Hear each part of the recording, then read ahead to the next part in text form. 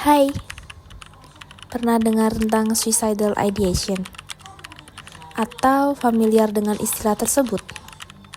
Tapi masih bingung arti yang benar yang mana? Kalau gitu, yuk simak video ini.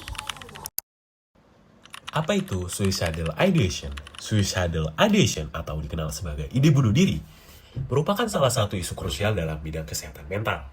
Data global menunjukkan bahwa bunuh diri masih menjadi salah satu penyebab kematian tertinggi di dunia. Meskipun suicidal ideation sering dibahas dalam penelitian dan praktik klinis, konsep ini memiliki banyak definisi yang berbeda-beda.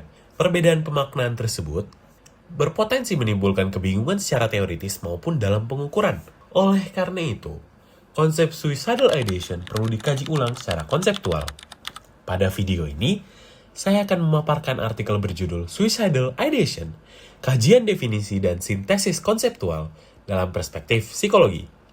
Artikel ini berfokus pada penelaahan dan perumusan ulang definisi suicidal ideation agar lebih jelas, konsisten, dan komprehensif. Tujuan penulisan artikel ini adalah untuk mengkaji kembali berbagai definisi suicidal ideation yang telah dikemukakan oleh para ahli, mengidentifikasikan perbedaan dan tumpang tindih konsep, serta menyusun definisi suicidal ideation yang lebih jelas, konsisten, dan komprehensif sebagai acuan dalam penelitian psikologi.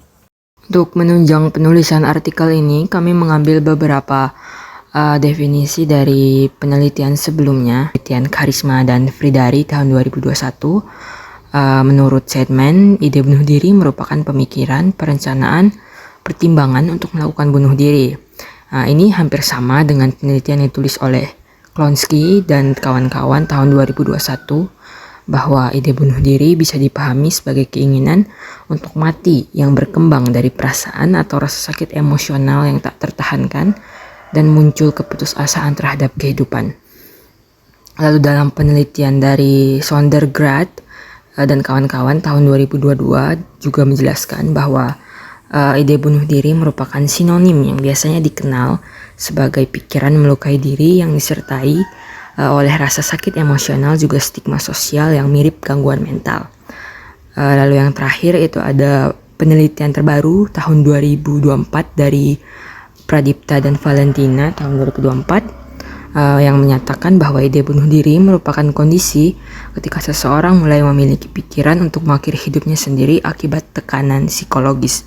Lalu ada definisi bonus dari penelitian oleh Wahyuni tahun 2025 yang menyatakan bahwa ide bunuh diri dapat diartikan sebagai suatu keinginan atau rencana untuk mengakhiri hidup sendiri dalam waktu dekat. Jika dilihat pada bagian yang di-highlight kuning dan merah, beberapa definisi terlalu menekankan aspek kognitif, sementara yang lain lebih fokus pada aspek emosional atau sosial.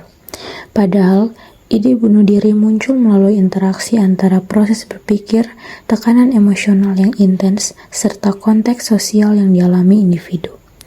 Oleh karena itu, diperlukan sintesis definisi yang mampu mengintegrasikan ketiga aspek tersebut.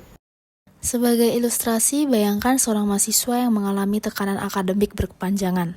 Ia mulai merasa tidak berharga, kelelahan secara mental, dan kehilangan harapan. Di saat yang sama, ia juga minim mendapatkan dukungan sosial. Awalnya muncul pikiran tentang kematian, kemudian berkembang menjadi pertimbangan untuk mengakhiri hidup. Contoh ini menunjukkan bahwa suicidal ideation bukan muncul secara tiba-tiba, tetapi berkembang melalui proses kognitif, emosional, dan sosial. Oleh karena itu, kami mengkaji definisi baru yang berbunyi, Suicidal ideation adalah kondisi psikologis yang ditandai oleh munculnya pikiran, pertimbangan, atau perencanaan untuk mengakhiri hidup yang berkembang dari interaksi antara proses kognitif, tekanan emosional yang intens, serta rasa putus asa terhadap kehidupan. Definisi ini mengintegrasikan aspek kognitif, emosional, dan sosial yang sebelumnya dipisahkan dalam berbagai penelitian. Sebagai kesimpulan, suicidal ideation merupakan konsep yang kompleks dan multidimensional, sehingga memerlukan definisi yang jelas dan terintegrasi.